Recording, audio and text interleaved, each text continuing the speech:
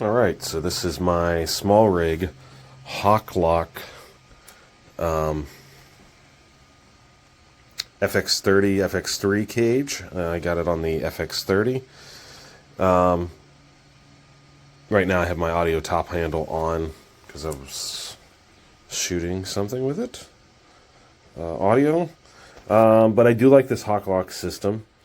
When the audio handle's not on, I have the NATO rail HawkLock system on there, and I also got the monitor mount. Yeah,